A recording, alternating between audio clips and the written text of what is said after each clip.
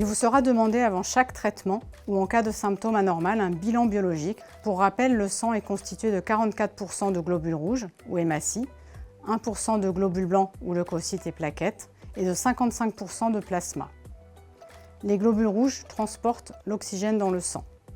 Les globules blancs, eux, notamment les polynucléaires neutrophiles, protègent l'organisme des infections. Les plaquettes servent à la coagulation du sang et aident à la cicatrisation. Les traitements anticancéreux, chimiothérapie, anticorps drogue conjugués dits ADC ou thérapie ciblée vont s'attaquer aux cellules cancéreuses, mais également aux cellules saines à renouvellement rapide. Et c'est le cas de la moelle osseuse, qui est la fabrique des globules blancs, des globules rouges et des plaquettes. Cela va entraîner une diminution de ces éléments dans le sang, ce qui peut engendrer certains symptômes.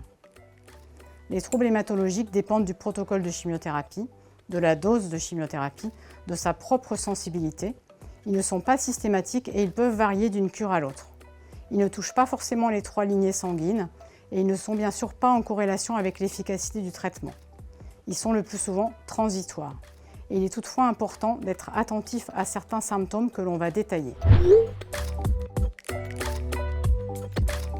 On a vu précédemment que les globules blancs, dont les polynucléaires neutrophiles, protègent l'organisme des infections. Après les traitements, les polynucléaires neutrophiles diminuent et on parle de neutropénie.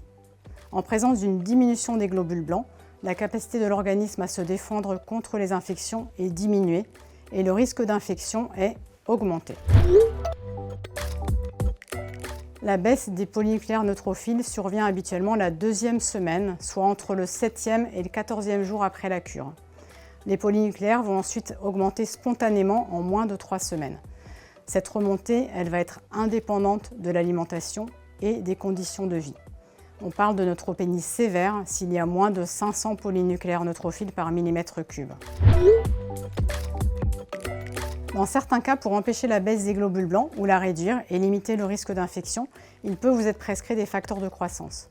Si le taux de globules blancs n'est pas suffisant pour faire le traitement de chimiothérapie, le médecin peut diminuer la dose de chimiothérapie ou décaler la cure de chimiothérapie d'1 semaine. Les facteurs de croissance qui peuvent vous être prescrits se font à domicile par une infirmière sous forme d'injections sous-cutanées. Les facteurs de croissance vont stimuler la moelle osseuse et ils peuvent entraîner des douleurs osseuses, une légère fièvre, des courbatures comme un syndrome grippal et le médecin vous prescrira éventuellement des antalgiques si nécessaire. La neutropénie en elle-même n'a pas de symptômes. Elle peut être mise en évidence à la suite d'un bilan biologique ou lors d'une infection, c'est-à-dire une fièvre supérieure à 38 depuis 24 heures ou un épisode supérieur à 38,5, associé à des frissons, des sueurs, une toux, douleur ou rougeur du cathéter, diarrhée et brûlure urinaire. Effectivement, il est important d'essayer d'éviter les infections. Lors de la chute des globules blancs, qui survient à la 2e semaine suivant la cure de chimiothérapie, il est recommandé de limiter les contacts avec les personnes enrhumées, grippées, covidées ou qui ont des maladies contagieuses comme par exemple la varicelle, la rougeole, l'herpès. Il est recommandé de limiter les transports en commun, les bains de foule, d'éviter les voyages en zone d'endémie de pathologies infectieuses, les travaux avec poussière et le contact avec les animaux.